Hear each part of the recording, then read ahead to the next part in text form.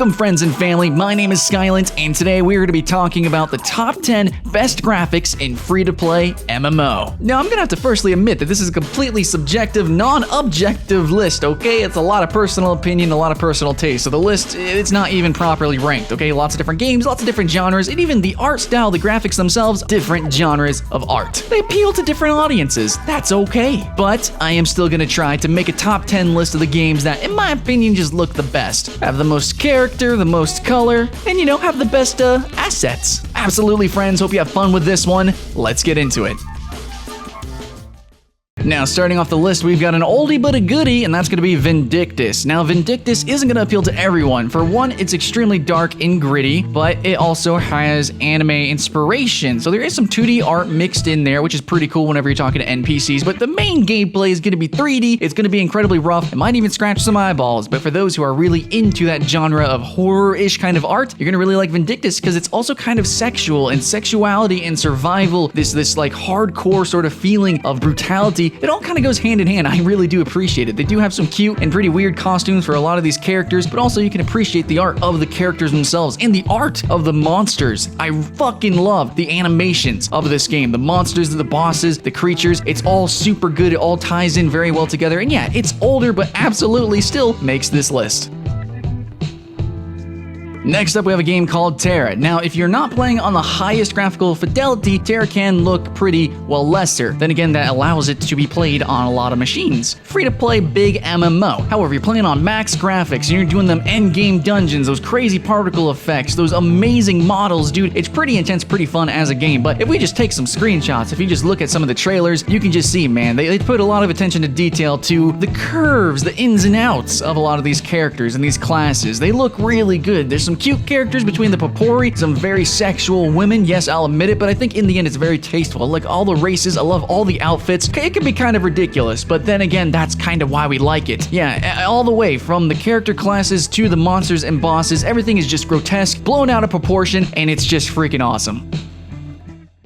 Now, Guild Wars 2 is special to my heart. I definitely have to admit my bias here, but Guild Wars 2 to me is something that's kind of significant graphically, and I don't think any single or just a few screenshots is really going to do the game justice because its art style, because of the way the game is played, it's a really dynamic world. It's living, breathing art. It's very painterly in a lot of ways. Literally, a lot of the effects for these abilities are like paint strokes and color just splashed on the screen, and the world is moving, breathing. There's an ebb and flow to everything. So yeah, there's some roots in reality with a lot of the art styles. Nothing is crazy blown out of proportion, but then it does have that max potential. You do have some crazy glowing swords that you wouldn't even imagine in your wildest fantasies. It's unique. I haven't really seen this blend of fantasy and realism in just a little bit, in just a minute. Everything's either 0 to 100, so it's pretty cool that Guild Wars has the full spectrum there, and that's why I appreciate it. Next up, we have WildStar. Now, this art style is something that's going to be a little bit more comfortable to most people. It's clean, outlines, obvious colors, bright and beautiful, absolutely. The animations are completely cartoon. Literally everything about this is completely cartoon and wild. It's WildStar, guys. So it looks just really good and clean on any setting, and I have to give it props for that. On low to high, and it's probably a timeless art style in itself, and that's why World of Warcraft is doing so well even now. So WildStar as a free-to-play game does not look like a free-to-play game. It is absolutely, stellarly, completely, uncontestedly a AAA game, at least in terms of its production value. But then again, that kind of makes sense because it did start as a AAA game. In fact, many on this list did as well. Next up, let's talk about a game called Aion, which I've called Aion for like the longest time, like for eons. Anyway, so Aion is a gorgeous game. Now, I think in my opinion, there is a little bit of potential to make some characters just a little bit too crazy and ridiculous, like we see in games like Black Desert, Runes of Magic, these giant bobbleheads walking around. And since Aion isn't quite cartoon, it's kind of rooted in realism with Eastern influence, it kind of, throws me off. But the game overall is extremely gorgeous. Now, it is very angelic, literally, with wings and huge particle effects and light effects, and it's very bloomy, and it can be gorgeous, though, of course, very subjective, it depends, but overall, the game just looks good, even for its age, and even though this art style isn't really known to be timeless, it still looks really great, and for a game that's very RPG-ish, that's very character-driven and very social, you want that character customization, and you want those graphics to be immersive, and that's what Aion is. Next up, we have a new game called Revelation Online. It makes sense for a new MMORPG, especially one so heavily influenced by a couple of games on this list, and also just wushu in general, Eastern art influence, very painterly itself. Yeah, Revelation Online, of course, should be on the contender on this list at least, so I put it pretty high up. I know a lot of you guys don't have access to it. I don't even have permanent access to it, but the game just looks good. Now, some of its effects definitely feel very restrained, probably because it's meant for massive PvP. Some effects have their FPS limited, stuff like that. But all in all, considering the genre and what it's aiming to do, and yes, even considering its competitors, it absolutely deserves to be on this list. Revelation Online. I'm sure you guys have seen the cinematics, the gameplay already. I know you guys are hyped for it. Of course, had to put it halfway on the list.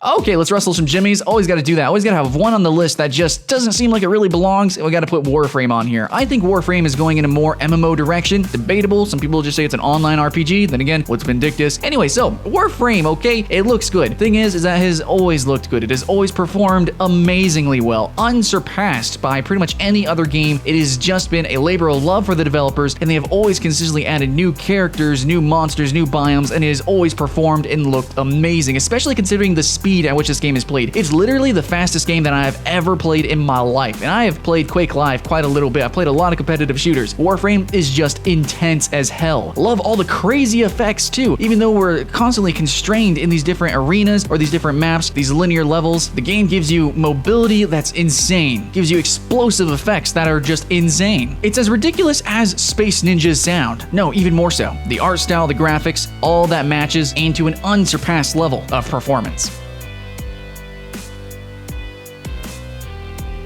Okay, let's talk about Bless Online, another new game. Now, Bless is going to go for a more traditional route. In fact, it reminds me a lot of something like Final Fantasy XIV, kind of Guild Wars-y. It's like, yeah, there's definitely some roots in realism, but it's also just like a little bit more fantastic. Then again, not crazy cartoon like WildStar. So, somewhere more in a unique blend of genres, and I really appreciate that. I think a lot of people are going to have a lot of fun with Bless Online, just, for what it is. It's a new hype MMO. Of course, we're going to have fun, so it's going to go on this list. It's a new MMO. But I think what Bless Online is really bringing to the table is that it's taking us away from the dungeons and those small arenas, those small instance areas, and it's bringing more life, more width, more depth. Flying around on dragons and shit like that, basically. We're seeing a lot more of the world at any one time, and Bless Online looks great while doing so. Okay, number 2, guys, is Blade and Soul. You guys probably knew it was going to be on this list, right? Like, Blade and Soul, one, its art style is wholly unique to itself. It is highly sexualized anime inspiration, and at the same time, it is extremely, high fidelity anime inspiration, which we normally don't see. Normally, there's, a cheapification, or it's very Western influenced, but Blade and Soul is definitely anime at heart, very Eastern, very manga, very manhwa, and there we go. It's just highly, highly graphically detailed. And yeah, things are just a little bit blown out of proportion, but at the same time, it is done, in my opinion, tastefully for both men, women, and cute little bunny peoples. You can describe characters as cool, hot, sexy, manly, womanly, cute, all these different classes, all the different customizations, all the outfits. There's levels of attraction between all sorts of different kinds of genres. It just ties its roots back to, yes, I would say, maybe potentially overly sexualized anime characters. But at the same time, that's the art style. If you look at the art, yes, it's borderline pornographic, but that is the art unique to Blade and Soul. If you see Blade and Soul artwork, boom, that's from Blade and Soul. And to me, what's really unique about Blade and Soul is that this art style, which is not just full-on blown cartoon, is actually somewhat considered timeless because it's actually 6 years old. We only just recently got it in the West.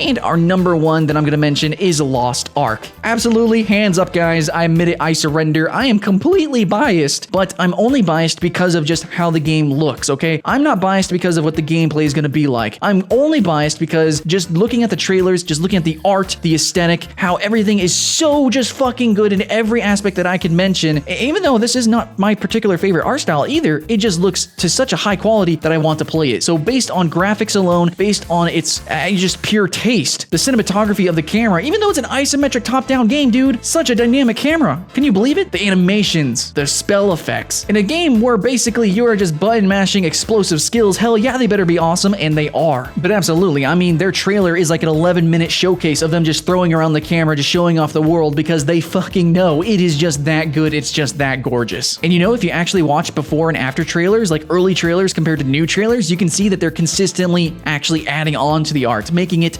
perfect. So it's gonna only look better when it actually launches.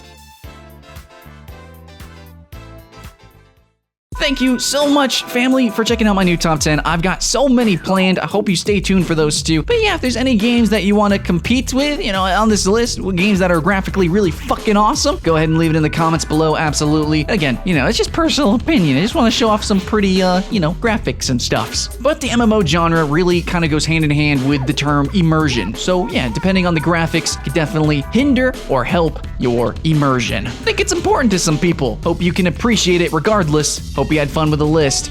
And friends, I will see you in the next one.